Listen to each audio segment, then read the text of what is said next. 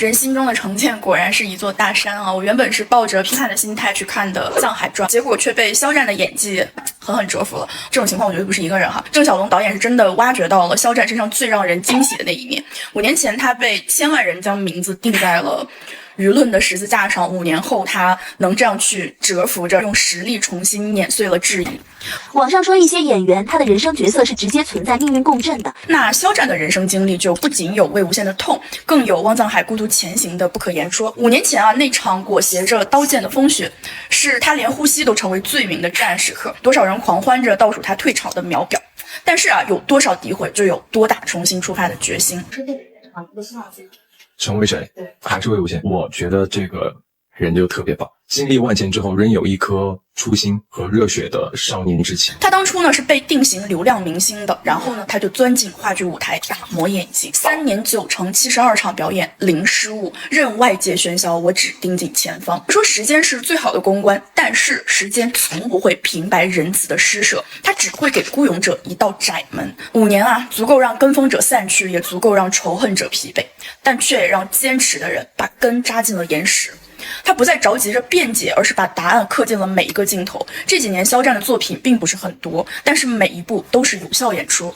王牌部队顾一野的坚韧，骄阳伴我，盛阳市井气的真实，梦中的那片海，肖春生对于爱情的坚守，再到如今《藏海传》汪藏海的隐忍与复仇，肖战完成了从偶像到演员的硬核转身。就像他说的，柔软或许比锋芒更有力量，拥有容纳一切的底气，才能无惧风雨的再次走上巅峰。保持最初的善良、纯粹，化干戈为柔软，用柔软化解困境。真正的顶流不是热搜泡沫，而是被千万人践踏仍向光而生的倔强。肖战身上有最让人动容的，就是对于一件事的专注和坚持。他同时也是很聪明的，成功的人总是能明确的知道自己最需要什么，最想得到什么，也能最快的找到解救自己的最佳路径，绝不陷入他人给的迷宫陷阱。好的作品就是一个演员面对嘲讽最有力的回击。为什么会有这么多人喜欢汪藏海？角色的成长更是创作者本人的成长。孤勇2字是肖战身上一直以来的特质。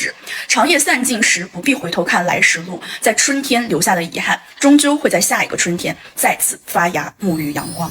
我的天呐，吓死我了！连藏海都被做了个局啊！那个青天剑的副手实权居然是曹静贤的义子陆坟呐！我不禁感叹，肖战《藏海传》看到现在，曹静贤的命比大庸的宫墙还硬拔。谁能想到平津湖坟头草都3尺高了，曹静贤还在32集揣着气搞事情，连东夏女王都为藏海挡箭而死了，这个曹静贤居然还能活着。直到临终一刻，他还将鬼洗事业托付给了义子陆坟，继续搞事情。这应该是全剧最难缠的人了吧。云岚饰演的东夏女王是全剧最悲怆的诗篇，她不愿意女儿香岸图活成另一个像她一样用一生去祭奠一场无望的爱呀。曾被视为第3仇人的她，实则蒯夺是她的救命恩人。悬崖下的出狱未果的情愫，终化成成全女儿幸福的决绝。而在第31集预告里，让很多人误以为第3仇人就在皇宫，但是在看完第32集后又变得扑朔迷离。我感觉编剧不到最后一集是不会让咱们猜中了。虽然有很多细节表明皇上也并不知道蒯夺被灭门的真实情况，但是按照以往的反转特点，现在也只能姑且相信剧情当下的信号。我仍然感觉皇上与蒯夺灭门案也许还存在某些不为人知的关系。看来第3仇人不现身，谁都不敢妄下定论了。而从33集的预告片来看，香岸图身陷危机，藏海赌上性命致人道喜之罪，是破局妙手还是身陷陷阱？不过我倒不担心，别忘了那个神秘的面具人还没登场呢，或许真正的执旗人正藏在龙以后的阴影里冷笑了。还有一个点我必须得为导演鸣不平一下，那就是当有些人看到香岸图那一段咬嘴唇的吻戏时，他们说不应该安排这种甜戏，破坏藏海全魔剧的节奏感。在我看来，这还是对藏海人物的理解不够深刻呀。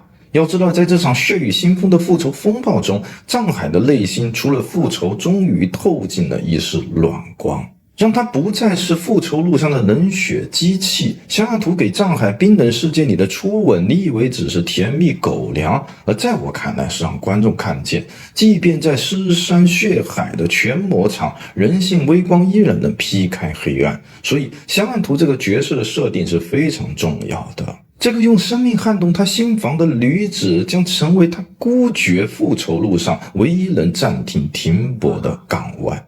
从此藏海的世界不再只有尸骨的恨与无边的寂寥。谁说复仇就不能保留真爱？而那些现实中的我们，因为一点点误会和矛盾就自我放弃的我们，却时常自愧不如啊！你发现没有，我为什么一直说《藏海传》的格局立得非常高？即便最后第3层我们都没猜对，但丝毫不影响我们判断，从第33集以后的剧情走向一定不再只是个人复仇的单一任务。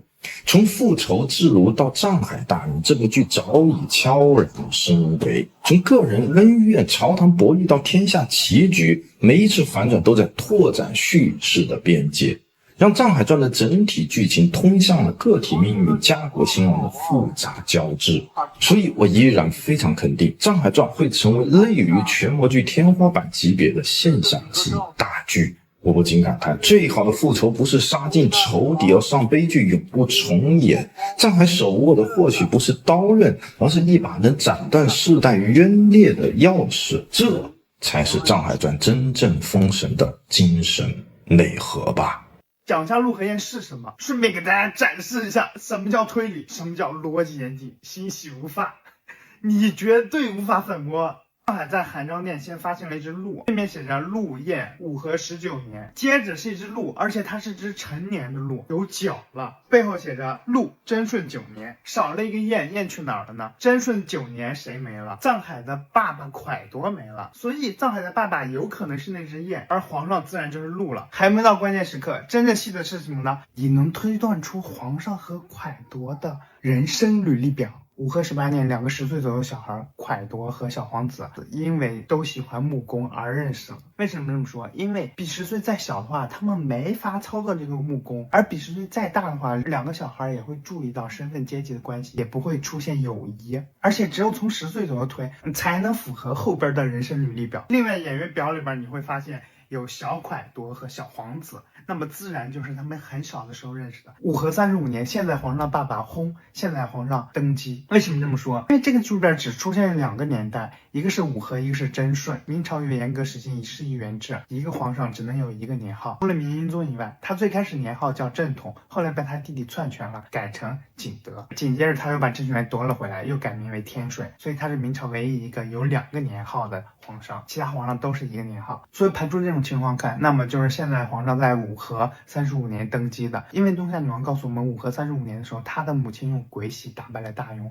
在武和35年，在与大庸对战的战场中，东夏虽用鬼玺战胜了大庸，而永仁王也告诉我们，鬼玺的这个事情，他的父亲死掉了，也就是说他的父亲在永和35年死掉了。本王的父亲就是因鬼玺而死。现在皇上在永和35年登基了，改武和为贞顺，而贞顺9年的时候，也就是说现在皇上和蒯多大概36岁前后啊，我们不仔细算了的时候，蒯多去修封禅台，而你看演员的装扮也大概是35、6岁的一个样子。而现在藏海所处的年代是贞顺20年，那么现在皇上应该大概是47岁左右的样子。看一下他的装扮，也确实是符合47岁左右的样子。所以我推断他们武和18年的时候，2个人大概10岁左右，而他们的人生履历表也是我刚刚说的这样。不知道大家觉得这套逻辑严不严谨？觉得推的还不错的，点一下小爱心，关注一下这个主播。顺便评论一下主播好戏。此外，藏海发现的暗道也能解释蒯多当时是怎么把鬼玺送到皇宫给了皇上的，因为他们有密道啊，他们每天晚上一起做木工。这个剧里边人每天晚上都不睡觉，都有这个活干，夜生活真的好丰富啊。而且皇上也发现了，大庸晚上每天都好热闹啊。你们告诉朕，昨夜发生了什么？昨夜的烟花好啊，怕是把朕的禁军眼睛都晃瞎了。既然他们都晃瞎了，那朕就赐他们永远都瞎了吧。